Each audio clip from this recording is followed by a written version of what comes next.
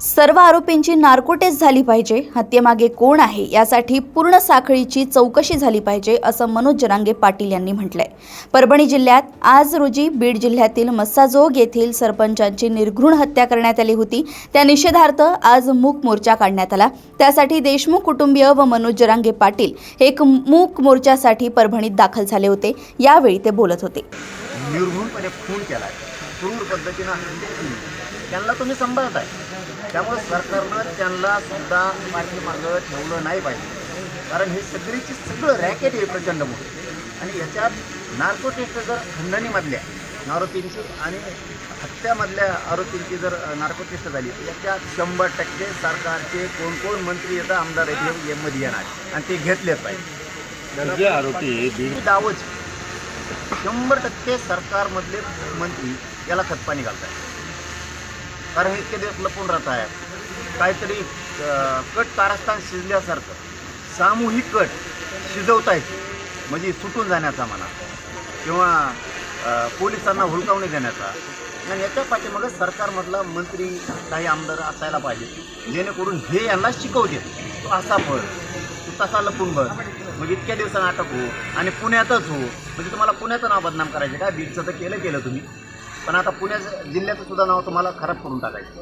हीच काहीतरी याच्या पाठीमागची त्यांची भूमिका आहे आणि हे आरोपींना शिकवत आहे। 100% हे खरं आहे। पण त्याच्यामध्ये अरे यांच्या बापाला थंड होत नाही, यांच्या बापाचा बाप आला ना, डबूल देत नाहीत मॅटर आम्ही। तुम्ही लपताय ना, आता बघा शियाडीला, एसआयटीला आणि पोलीस प्रशासनाला जे चौकशी करतायत ना, यांनी नुसतं ऐकून घेऊन आलं। हे कोण साखळी आहे नाही, ती सगळी साखळीमध्ये घ्या। इथून पुढं किमान म्हणजे महाराष्ट्रातल्या पोलीस प्रशासनाला सांगणं आणि गृहमंत्र्याला सांगणं, इथून पुढं असे खून करणाऱ्याला लोक सांभाळणार नाही। म्हणून हे जे लपून ठेवत होते ना, यांना पहिलं मध्ये टाका, यांना सोडू नका। कारण हे सुद्धा त्या खुनाला जबाबदार आहेत। कारण तुम्ही आरोपी लपून ठेवता म्हणजे तुम्ही सगळेच या षडयंत्रात सहभागी होतात, या कटात सहभागी होतात। कारण इकडं खून करायचा आणि तुम्ही इकडं लपून ठेवायचं, म्हणजे इतकेच हे लपून ठेवणार सुद्धा हत्येला जबाबदार आहेत। यांनी ज्या ज्या गाड्या वापरल्यात त्या गाड्यावाले सुद्धा याला जबाबदार आहेत। कारण हे घेऊन पाहता यांना एखाद्याचं लेकरू गेलंय याचं दुःखच नाही आहे। खून करणारा आरोपी कसा घेऊन पळून जायचा आणि त्याला लपून ठेवायचं, त्याला सांभाळायचं, ही भूमिका महाराष्ट्रातल्या या लोकांची चांगली नाही आहे। म्हणून याला धडा शिकणं गरजेचं दादा, कारण हत्या खंडणीमुळे जाईल। याला खंडणीवाला मेन जबाबदार आधी यांनी ते केलं नसतं, म्हणून तिथं त्यांनी खून करायचं सांगितलं। यांचे तसे मोबाईलचे रेकॉर्डसुद्धा आता पोलीस प्रशासनाकडे आले असतात।